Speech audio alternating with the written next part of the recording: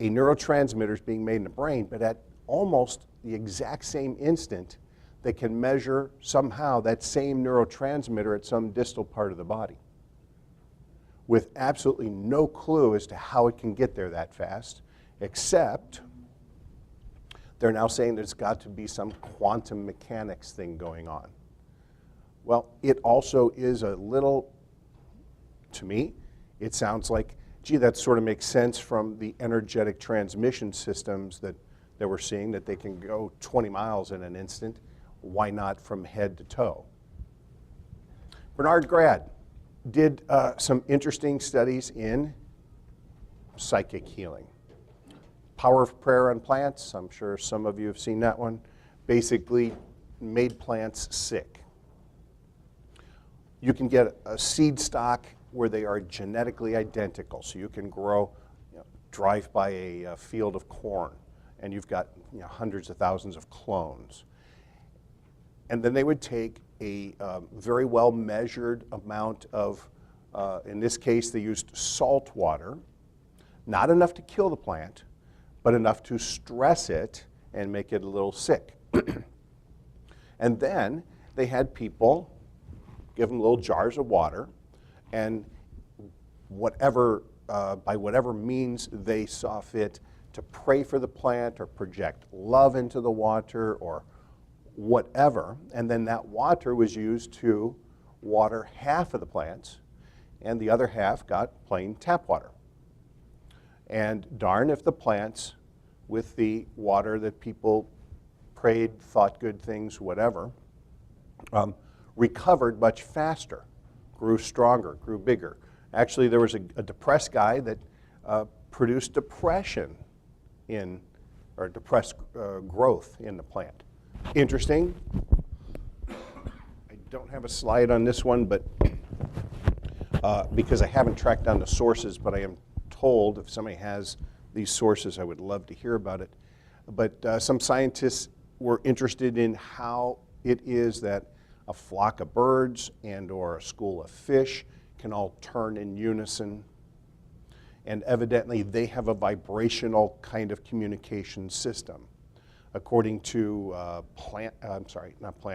know a couple of folks who are just exquisite animal communicators, and they say that animals pick up pictures that you make in your head.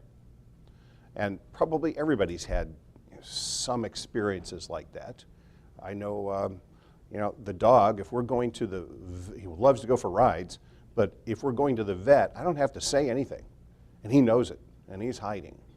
I've always wondered how that is. Well, they claim that even your thoughts will produce patterns in these measurable vibratory ranges that other sensitive, just like a radio, some will tune in, some won't.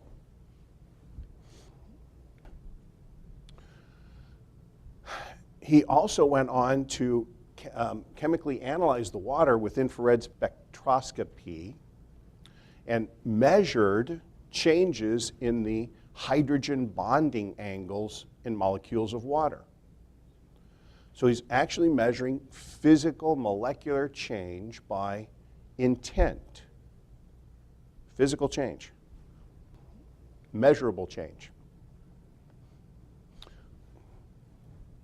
Interesting, similar to that of magnetized water. It's one of his findings. I'm sure it's not, quite as strong, but he also had skin lesions in mice treated by healers and demonstrated changes. Tumors, goiter.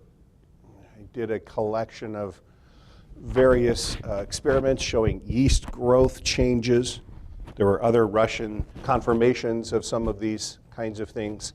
And if we survey tremendous amounts of literature, what we really come down to is that somehow intention makes change.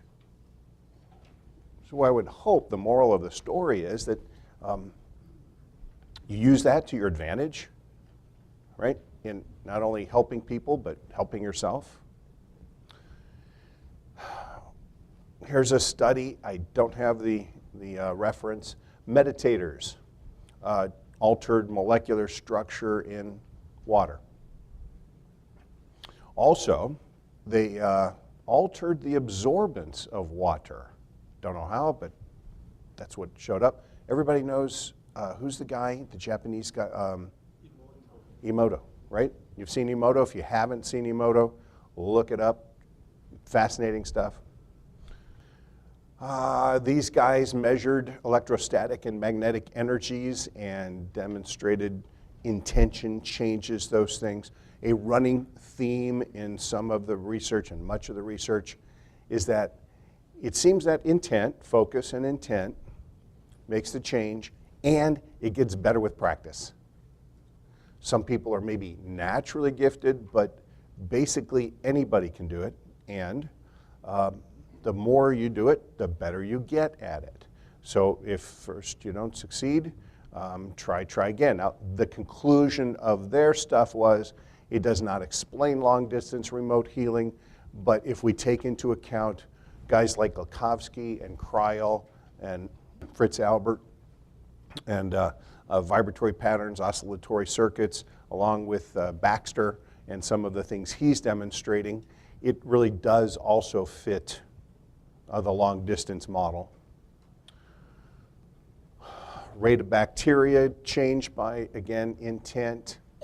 I didn't look up the details as to what exactly how they measured influencing events, but you know, you have to wonder a little because millions of people try that at the casino all the time. And sometimes too much knowledge is a blockage to some of these things, but I'm preaching to the choir there. This is an interesting one. The Mid-America Heart Institute, MAHI. Anybody familiar with those studies? We're going to talk, I think there's a couple other slides later, but fascinating thing, they set this up over 10 months, and this particular facility had 2 cardiac units. None of the people who were involved in whatever they wanted to call it, they did not say, okay, we're going to do healing or we're going to do prayer. They let the participants decide their framework. People coming into the facility were randomly sent to one wing or the other by probably availability and so on. And the participants, the healers, were not told that there were 2 wings. So they were only praying for one group of people because they didn't want them to go, oh my God, I can't leave these other guys out. So they didn't know about the other guys. 10 months, 400 patients, and significant changes in severity of symptoms, pneumonia, antibiotics, etc. Long distance prayer, healing, intent, whatever you want to call it. These guys concluded that it doesn't matter, by their studies, again, I don't have all the details right here, but that it doesn't matter how you do it. You can have some kind of magic concoction in your head, or you can use Buddha, or you can use whatever, but it seems that the intent is the determining factor. So anybody can do it, and this is some of the MIH study. This is, gosh, what is this book?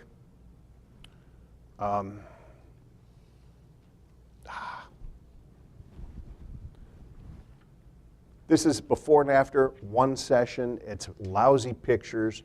The book's kind of interesting, and basically it's some guy goes around teaching people to simply imagine that you're sending energy to people.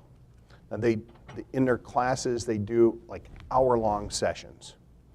But some of their before and afters, that one's kind of hard to see. You can sort of get the idea.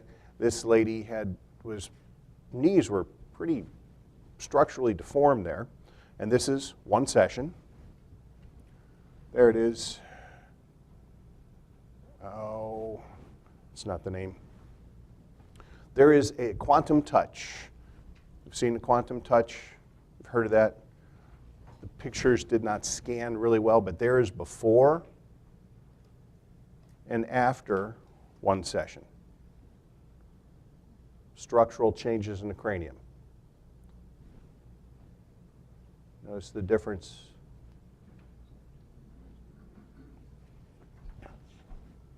Again, intent somehow plays a factor in our vibrational status, if you will.